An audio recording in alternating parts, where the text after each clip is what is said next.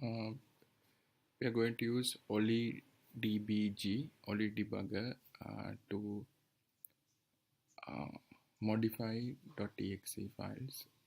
OliDbg is a 32-bit assembler. So when you have some .exe file, you can use OliDbg and modify the code behind it. So let's see this is the OliDbg exe, and when you have this interface, you have to open a file. So it's open, and I have 4 applications. I'm going to use app 1.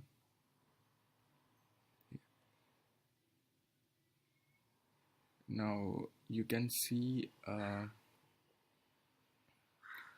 4 sections, and it's this is actually like you have registers, and you have hexadecimal values and everything. So you can just this is actually maybe you know that there is hex dump command in Linux, so this is similar to that. It's the hex dump of the application. It's just, let's say, now I'm going to show you how to dump the hexadecimal values. Yeah. So you get and some of them are garbage values like this, and here you can find some interesting stuff. App 1 file version, product version, internal name, app1 original file name, app1.exe. So likewise that. And here you can find these let's see, you find these operations, and here you have these registers. So let's see what these register types are: EAX, ECK. So basically you have like 9 important registers. So first one is EAX. So these store return values of functions. So whenever you have function and the functions return some values, so EAX registers store them inside the registers. So ECX, these are called count registers, so count for string and loop operations. Like when you have for loops inside a code, actually a assembly language, like when you have for loops, so this means that there's a for loop. And EDX, these are called data registers, so and or you call them IO pointers. And you have EBX, these are called basic registers,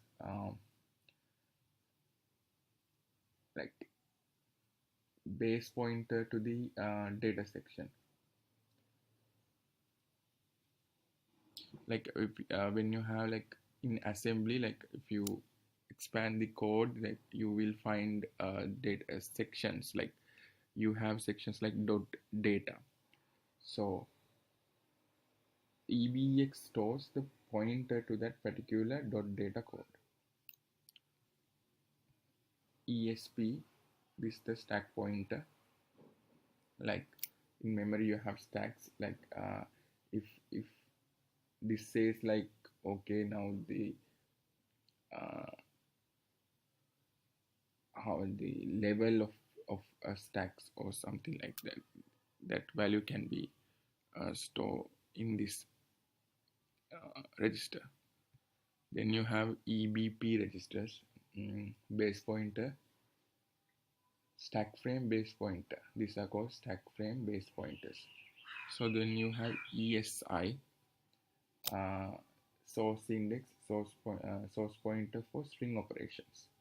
And then you have EDI, these are called destination index, destination pointer for string operations. Then you have EIP registers, these are called instruction pointer. This register stores actually the pointer to next instruction to call. If some program starts running, in which memory part this program should run. These things are stored in these registers. Then when you go to this particular section, the assembler, you find these you can see these 3-letter words. Actually these are operations. So basically you have set of operations you should know. So these are the basic operations you find in this assembly language code. And the first one is NOP. That means no operation is there. Then you have push. So in memories you have stacks. So push means you put some value or you move a word 32-bit or register onto the stack. Pop means you're taking out a particular value from a register and put that value into another register. So call basically means like you're calling a function. And return, this means like you get the return value of a function. So move is like you are moving a value from one particular register to another. And you have LEA operation. So this is copying, like you are copying one value of a register to another register. So that is LEA. Then you have CMP. CMP, it compares two operands.